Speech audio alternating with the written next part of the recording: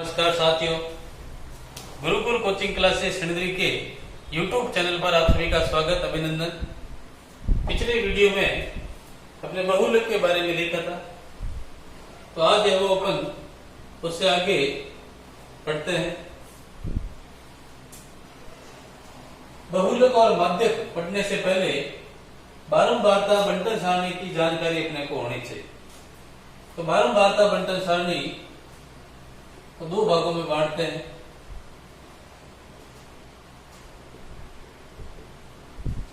पहले लेते हैं अपवर्जी बारंबारता बंटन सारणी और दूसरी लेते हैं समावेशी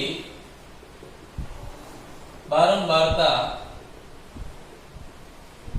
बंटन सारणी।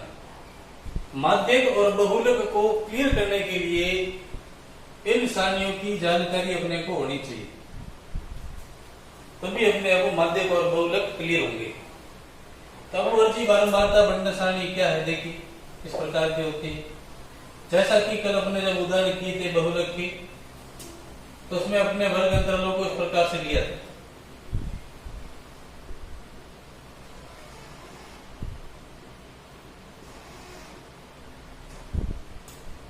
तो इसको हम ध्यान से देखते हैं तो इसकी विशेषता यह है,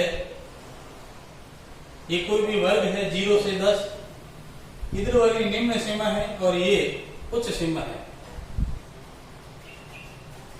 तो पहले वर्ग की उच्च सीमा और दूसरे वर्ग की निम्न सीमा एक जैसी हो तो अपवर्जी बारंबारता बंटन सारणी होती है। कहने का मतलब पिछले वर्ग की उच्च सीमा और अगले वर्ग की निम्न सीमा में कोई अंतर नहीं हो तो अपवर्जी बारंबारता बंटन सारणी होती है। और अपवर्जी बारंबारता बंटन सारणी की मुख्य विशेषता जो इसकी उच्च सीमा है वो इस वर्ग में शामिल नहीं होती है। जैसे 0 से 10 है तो इसमें 0, 1, 2, 3, 4, 5, 6, 7, 8, 9 तक शामिल होंगी। 10 है वो इसमें शामिल नहीं होगा। ये आपकी अपवर्जी बारंबारता बंटन सारणी।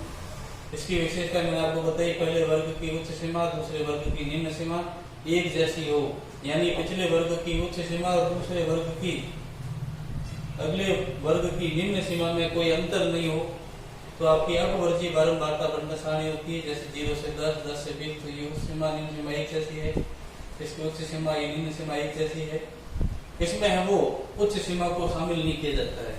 जैसे ये वर्ग अपन लेते हैं 0 से 10 वाला, तो इसमें 10 शामिल नहीं है, 10 से 20 वाले में 20 शामिल नहीं है। तो ऐसी बारंबारता बंटन सारणी अपवर्जी बारंबारता बंटन सारणी होती है। पर माध्यक और बहुलक ज्ञात करने के लिए अपनी जो बारंबारता बंटन सारणी होती है उसको अपवर्जी ही रखना है। दूसरी बारंबारता बंटन सारणी जो आपको बताई समावेश, इसकी देखिए क्या विशेषता है।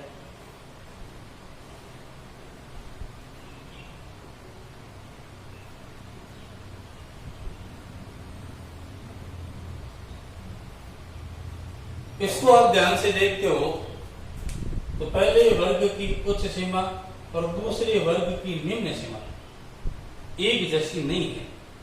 पिछले वर्ग की उच्च सीमा और अगले वर्ग की निम्न सीमा में कुछ अंतर हो, यहाँ पर एक का अंतर है। तो पहले वर्ग की उच्च सीमा और दूसरे वर्ग की निम्न सीमा में यदि कुछ न कुछ अंतर हो तो बारंबारता बंटन सारणी समावेशी बारंबारता बंटन सारणी होती है और इसकी दोनों सीमाओं को इस वर्ग में शामिल किया जाता है। जैसे 1 से 10 में 1, 2, 3, 4, 5, 6, 7, 8, 9 सभी को इसमें वो शामिल किया हुआ है। बहुलक और माध्यक ज्ञात करना हो तो समावेशी बारंबारता बंटन सारणी को अपवर्जी बारंबारता बंटन सारणी में बदलना पड़ेगा। सीधा समावेशी से अपन माध्यक और बहुलक ज्ञात करने की कोशिश करते हैं तो कहीं न कहीं है वो सॉल्यूशन में लास्ट आंसर में त्रुटि आती है, उत्तर कहीं न कहीं थोड़ा गलत होता है। इसलिए पहले अपन समावेशी बारंबारता बंटन सारणी को अपवर्जी बारंबारता बंटन सारणी में बदलेंगे। और बिल्कुल सरल सा तरीका है, किस प्रकार से बदलेंगे। तो पहले वर्ग की उच्च सीमा दूसरे वर्ग की निम्न सीमा में एक का अंतर, यहाँ पे एक का अंतर है, जितने का अंतर हो उसको आधा कर लो। जैसे एक का अंतर है, एक आधा किया तो एक आधा है वो आधा हो गया, 0.5 हो गया। तो आपका जो 0.5 आ रहा है, पहले उच्च सीमा और दूसरे वर्ग की निम्न सीमा का जो अंतर है उसको आधा करके निम्न सीमा में से उसको घटाना है और उच्च सीमा में उसको जोड़ना है। जैसे इस समावेशी बारंबारता बंटन सारणी को अपवर्जी में बदलना है तो निम्न सीमा में से 0.5 घटाएंगे और उच्च सीमा में 0.5 जोड़ेंगे तो आपकी बारंबारता बंटन सारणी समावेशी से अपवर्जी में कन्वर्ट हो जाएगी। जैसे बदल के देखिए, इसमें से आधा घटाई, एक में से आधा गया तो आधा रह गया और 10 में वो आधा जोड़ दो 10.5, फिर इसमें से आधा घटाया 11 में से गए तो 10.5, 10.5, 20.5, इसको घटाया तो 20.5 और इसमें जोड़ा 30.5, इसमें से घटाया 30.5 और इसमें आधा जोड़ दिया 40.5। तो आप इसको देखते हो तो पहले वर्ग की उच्च सीमा और दूसरे वर्ग की निम्न सीमा एक जैसी हो गई है। तो बारंबारता बंटन सारणी समावेशी बारंबारता बंटन सारणी अपवर्जी में कन्वर्ट हो गई है। तो जब भी आपको माध्यक और बहुलक ज्ञात करना हो तो बारंबारता बंटन सारणियों को अच्छे तरीके से देखना है। अपवर्जी हो तो कोई समस्या नहीं है, उसको आप सीधा सूत्र लगा के कर सकते हो। समावेशी बारंबारता बंटन सारणी हो तो पहले इसको अपवर्जी बारंबारता बंटन सारणी में बदलना पड़ेगा। अपवर्जी में बदलने के लिए निम्न सीमा में से 0.5 घटाना है और उच्च सीमा में 0.5 जोड़ना। आशा करता हूं कि आपको अपवर्जी और समावेशी बारंबारता बंटन सारणी अच्छे तरीके से समझ में आ गई होगी। पर आपको समझ में आती है तो आप कमेंट करके जरूर बताएं। अब देखिए, आज का अपन नया टॉपिक शुरू करते हैं, माध्यक, मीडियन कहते हैं जिसको, माध्यक। माध्यक भी व्यक्तिगत श्रेणी का ज्ञात करेंगे, अवर्गीकृत और वर्गीकृत।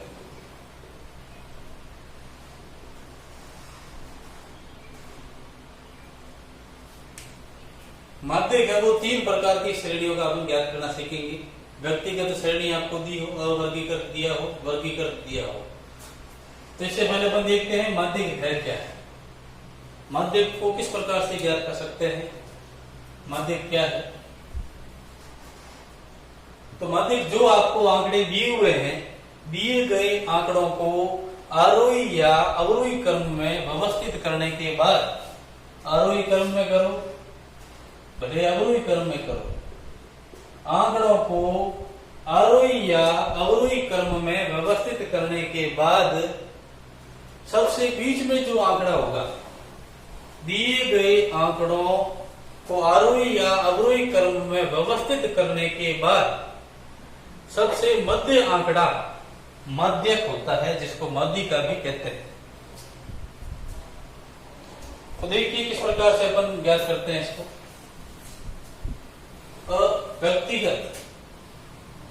व्यक्तिगत श्रेणी आपको दी हो और इनका माध्यक ज्ञात करना हो तो किस प्रकार से करेंगे।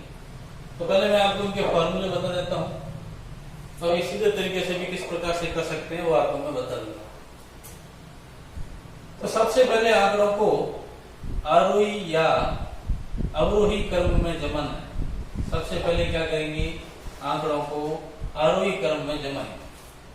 व्यक्तिगत आंकड़े जब आपको खुले आंकड़े दिए हुए हो तो सबसे पहले आंकड़ों को आरोही क्रम में जमाएंगे। आरोही क्रम में जमाने के बाद आंकड़ों की संख्या ज्ञात करेंगे।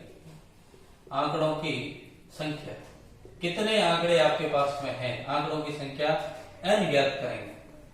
और आंकड़ों की संख्या n ज्ञात करने के बाद अपन देखेंगे यदि आंकड़ों की संख्या n विषम हो, आंकड़ों की जो संख्या n है वो विषम हो, आंकड़ों की संख्या n विषम हो तो आपके माध्यक ज्ञात करने के लिए ये सूत्र काम में लेंगे। जो आंकड़ों की संख्या है उसमें 1 जोड़ के 2 का भाग देंगे, वापस बदलेंगे तो अपना है वो माध्यक अपने पास में आ जाएगा। एक उदाहरण करके अपन इसको समझते हैं। आंकड़ों 8, 10, 15, 12, 7, 9, 13 का माध्यक ज्ञात कीजिए। तो इनका अपन माध्यक ज्ञात करते हैं। तो सबसे पहले आंकड़ों को आरोही क्रम में लिखेंगे। आरोही क्रम में आपने देखा सबसे छोटी संख्या कौन सी आ गई? सबसे छोटे 7 है, उसके बाद 8, उसके बाद 9, फिर 10, फिर 12, 13, 15। 1, 2, 3, 4, 5, 6, 7। 1, 2, 3, 4, 5, 6, 7 आंकड़ों की संख्या है वो आपके पास में है आगे 7, जो कि विषम है। सबसे पहले जब आपको व्यक्तिगत आंकड़े इस प्रकार से व्यक्तिगत श्रेणी दी हो तो आंकड़ों को आरोही क्रम में लिखना है। आरोही क्रम में लिखने के बाद आपको गिन के पता लगाना है कि कितने आंकड़े हैं। तो आंकड़ों की संख्या n अपने यहाँ पे पता की तो 7 थी, 7 आंकड़े हैं, तो आंकड़ों की संख्या आ गई 7 और 7 विषम है। जब आंकड़ों की संख्या विषम हो तो आपके माध्यक ज्ञात करने के लिए ये सूत्र बताया मैंने आपको। माध्यक के लिए n प्लस 1, n की जगह पर n का मान आपके पास आया 7, 7 प्लस 1 बट्टा 2, 7 प्लस 1 बट्टा 2 वापद। 7 में 1 जोड़ा तो 8 हो गई और 8 में 2 का भाग दिया तो 4 बार 4 वापद। आरोही क्रम में लिखने के बाद जो चौथा पद है वही अपना माध्यक है। आरोही क्रम में लिखने के बाद पहला, दूसरा, तीसरा, चौथा पद है वो आपके 10 आ रहा है, तो माध्यक अपना है वो 10 हो। तो आंकड़ों की संख्या विषम हो तो सबसे पहले आंकड़ों को आरोही क्रम में लिखा। आंकड़ों की संख्या ज्ञात की विषम थी तो इस प्रकार का सूत्र लग गया। अब देखिए आंकड़ों की संख्या सम हो,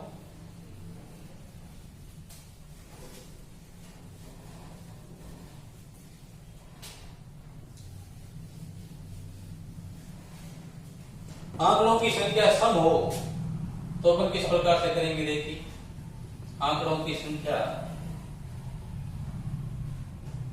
n सम हो। उदाहरण देखिए 12, 10, 9, 13, 18, 25 का माध्यक ज्ञात करो। तो सबसे पहले अपन क्या करेंगे? आंकड़ों को आरोही क्रम में लिखेंगे। आंकड़ों को आरोही क्रम में लिखेंगे। सबसे पहले देखिए सबसे छोटी संख्या 9, फिर 10, 12, 13, 18, 25। आरोही क्रम में लिखने के बाद जब आंकड़ों की संख्या सम हो तो आपका माध्यक ज्ञात करने का ये सूत्र काम करेगा। n बटा 2 वापद प्लस n बटा 2 प्लस 1 वापद बट्टा 2। n का मतलब पदों की संख्या, कितने पद है यहाँ पर? देखिए 1, 2, 3, 4, 5, 6 पदों की संख्या 6 है तो n का मान अपने वो 6 आ जाएगा। n का मतलब पदों की संख्या है। यहाँ पर रखिए 6 बटा 2 वापद प्लस 6 बटा 2 प्लस 1 वापद बट्टा 2। 2 का इसमें भाग दिया तो 3 बार, 3 वापद, 2 का इसमें भाग 3 बार, 3 में 1 जोड़ा तो 4 वापद बट्टा 2। 3 वापद आरोही क्रम में लिखने के बाद तीसरा पद आपने देखा तो 1, 2, तीसरा ये 12 और चौथा पद है वो 13। इन दोनों को जोड़कर 2 का भाग देंगे। 12 और 13 हो जाएंगे आपके 25 बट्टा 2, भाग दिया तो 2 एकम 2, 2 दूना 4, 5 दूना 10। ये आपका माध्यक आ गया। तो व्यक्तिगत श्रेणी में जब आंकड़ों की संख्या सम हो और आंकड़ों की संख्या विषम हो और आपको माध्यक ज्ञात करना हो तो आप ये सूत्र काम में लोगे। n बटा 2 वापद, n बटा 2 प्लस 1 वापद बटा 2 और आंकड़ों की संख्या ज्ञात करेंगे आरोही क्रम में लिखने के बाद और यहाँ पे मान रखेंगे। बड़े सरल तरीका हो सकता है। यदि अपन यहाँ पे ये सूत्र नहीं लगाते हैं और सीधे तरीके से करें तो भी है वो आप कर सकते हो। 2 उदाहरण आपको और समझा देता हूं इससे संबंधित।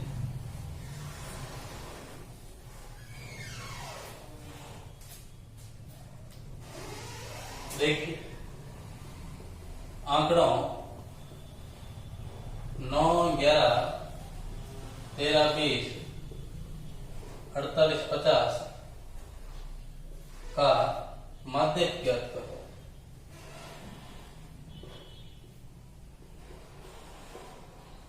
तो सबसे पहले तो आंकड़ों को आरोही क्रम में लिखना है। आरोही क्रम में लिखिए। जब व्यक्तिगत श्रेणी दी हुई हो, इस प्रकार से आपको आंकड़े दिए हुए हो और आपको माध्य ज्ञात करना हो, तो सबसे पहले आरोही क्रम में लिखेंगे। अपना आरोही क्रम में लिख रहे हैं। सबसे पहले 9 है, 11, 13, 20, 48, 50 आरोही क्रम में लिखे हुए थे कि नहीं लिखे हुए, तो भी अपने को आरोही क्रम में लिखना है। इसके बाद देखिए आंकड़ों की संख्या पता की आपने। आंकड़ों की संख्या, आंकड़ों की संख्या को आपने देखा 1, 2, 3, 4, 5, 6 आंकड़ों की संख्या 6 आ रही है, जो कि सम है। तो आप चाहो तो वो सूत्र लगा सकते हो, नहीं तो आप माध्य सीधा ही ज्ञात कर सकते हो। देखिए किस प्रकार से ज्ञात करेंगे। इनके मध्य पद ज्ञात करेंगे। मध्य पद जो बीच में पद आ रहे हैं वो ज्ञात करेंगे। यहां से आपने देखा 9, 11, 48 तो दोनों पद ये बीच में रह रहे हैं, 13 और 20। इधर से 2 छोड़ दिए, इधर से 2 छोड़े, तो बीच में ये 2 रह रहे हैं। बीच वाले 2 पद आपको ज्ञात करना है। 2 मध्य पद ज्ञात करना है। जो सबसे बीच में, सबसे मध्य में जो पद होते हैं वो आपने यहाँ पे ज्ञात किए। तो आपने देखा सबसे बीच में 13 और 20 है, तो ये 2 पद आए।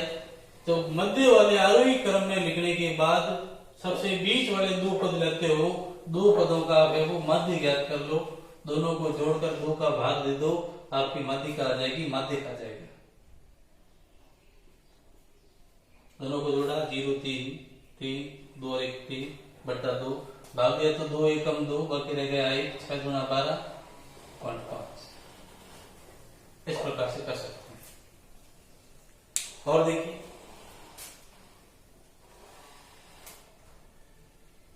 एक सवाल और करते हैं। आंकड़ों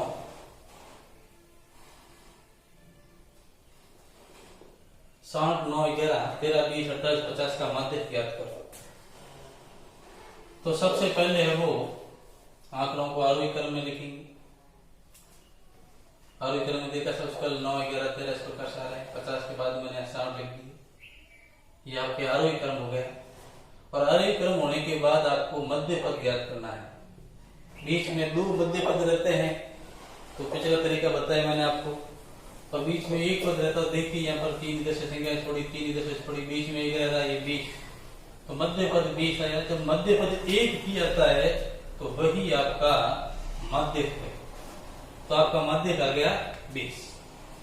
तो आपको व्यक्तिगत श्रेणी से माध्यक ज्ञात करना अच्छे तरीके से समझ में आया होगा। अब देखिए जब आपको आंकड़े बारंबारता बंटन सारणी के रूप में दी हो, आंकड़े वर्गीकृत हो, अवर्गीकृत हो, आपको बारंबारता बंटन सारणी दी हुई हो, जब आपको बारंबारता बंटन सारणी का माध्यक ज्ञात करना हो तो आपको संशयी बारंबारता ज्ञात करनी पड़ेगी। संशयी बारंबारता माध्यक ज्ञात करने के लिए जब आपको बारंबारता बंटन सारणी दी हो तो आपको संशयी बारंबारता कंपाउंड फ्रीक्वेंसी CF आपको ज्ञात करनी पड़ेगी। तो देखिए CF किस प्रकार से ज्ञात करते हैं। जब आपको बारंबारता दी हो और संशयी बारंबारता ज्ञात करनी हो तो किस प्रकार से ज्ञात करेंगे। देखिए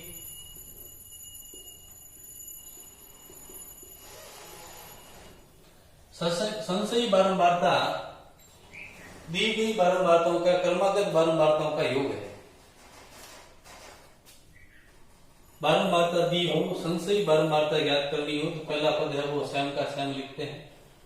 पहली बारंबारता स्वयं लिख दी और बाद में हम अपन तीसरा जोड़ते जाएंगे। 8 में 7 जोड़े, 8 और 7 हो गए 15, 15 में 9 जोड़े, 15 और 9 है वो हो गए आपके 24, 24 में 11 जोड़े आपके हो गए 35, 35 में 13 जोड़े आपने, 5 और 3 8, 3 और 1 4, 48 और इसमें ये जोड़ दिए तो आपको बारंबारता दी हो और संशयी बारंबारता ज्ञात करनी हो। बारंबारता बंटन सारणी दी होने की स्थिति में आपको माध्यक ज्ञात करना हो तो संशयी बारंबारता ज्ञात करनी पड़ेगी। और बारंबारता दी हुई है, संशयी बारंबारता ज्ञात करने के लिए बारंबारता का पहला पद स्वयं का स्वयं लिखेंगे और फिर इनको तीसरा जोड़ते जाएंगे। 8 और 7 15, 15 और 9 24, 24 और 11 35, 35 और 13 48, 48 और 20 68। तो इस प्रकार से अब अपन संशयी बारंबारता ज्ञात कर सकते हैं। और इसकी क्या विशेषता है? तो बारंबारताओं का योग है 8 7 15, 15 और 9 24, 25, 25 और 3 28 हासिल के 2, 1 3 4 5 है।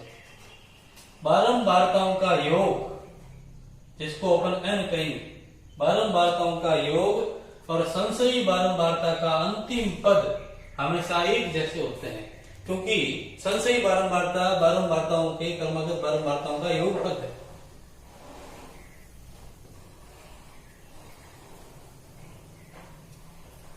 तो संशयी बारंबारता के बारे में आपको अच्छी तरीके से समझ में आ गया होगा। अब अपन है वो अवर्गीकृत बारंबारता बंटन सारणी दी हो, वर्ग अंतराल के रूप में नहीं दी हो, वर्गीकृत दी हुई, ये अवर्गीकृत दी हुई हो, तो देखिए किस प्रकार से अपन माध्य ज्ञात करेंगे।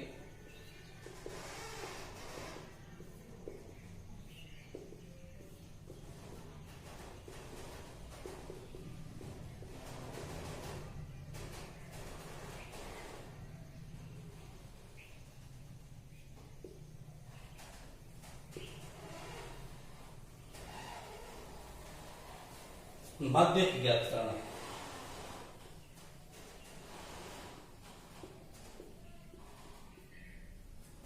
अवर्गीकृत बारंबारता बंटन सारणी दी हो और माध्यक ज्ञात करना हो तो अपन देखिए किस प्रकार से ज्ञात करेंगे। तो आपको पहले माध्यक ज्ञात करने के लिए संशयी बारंबारता ज्ञात करनी पड़ेगी। बारंबारता से पहले आपको बारंबारता की सहायता से संशयी बारंबारता ज्ञात करेंगे, जो आपको मैंने पहले समझाया। तो बारंबारता से संशयी बारंबारता ज्ञात करने के लिए बारंबारता का पहला पद है वो स्वयं का स्वयं लिखेंगे, 12 लिखे बने।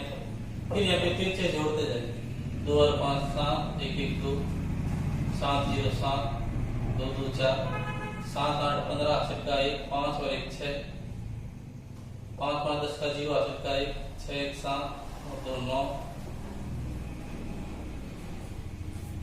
इनको भी जोड़ के चेक कर लो। 2 5 7 8 15 5 20 हासिल के 2 3 4 5 6 7 8 9 10। संशयी बारंबारता का अंतिम पद और बारंबारताओं का योग है वो एक जैसा रहा है।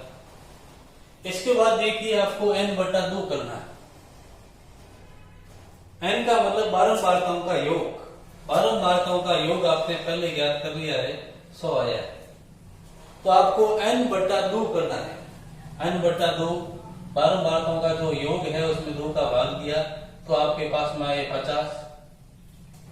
फिर यहाँ पे आपको देखना 50 या उससे ठीक बड़ी सी है।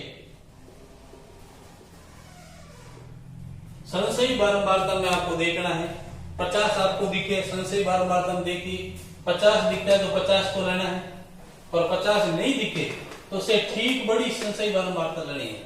तो हमने कहा 50 तो है नहीं, तो 50 से ठीक बड़ी संशयी बारंबारता आपके आ रही है 65।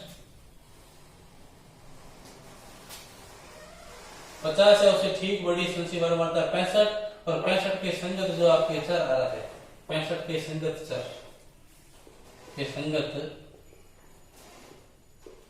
चर 13 है, और यही आपका माध्यक है। तो जब भी आपको अवर्गीकृत बारंबारता बंटन सारणी दी हो तो बारंबारता की सहायता से संशयी बारंबारता ज्ञात करेंगे, और संशयी बारंबारता ज्ञात करने के बाद n/2 करेंगे। n का मतलब बारंबारताओं का योग, बारंबारताओं के योग में 2 का भाग दिया तो आपके पास आ गए 50। तो आपको संशयी बारंबारता में 50 देखना है। 50 नहीं दिखे तो उससे ठीक बड़ी संशयी बारंबारता देखनी। 50 से ठीक बड़ी बारंबारता 65 आई, और इसके संगत जो चर आ रहा है, इसके संगत जो चर है वो 13 है, वही आपका माध्य है। एक और उदाहरण देखिए इसका, ताकि वो आपको क्लियर समझ में आ जाए।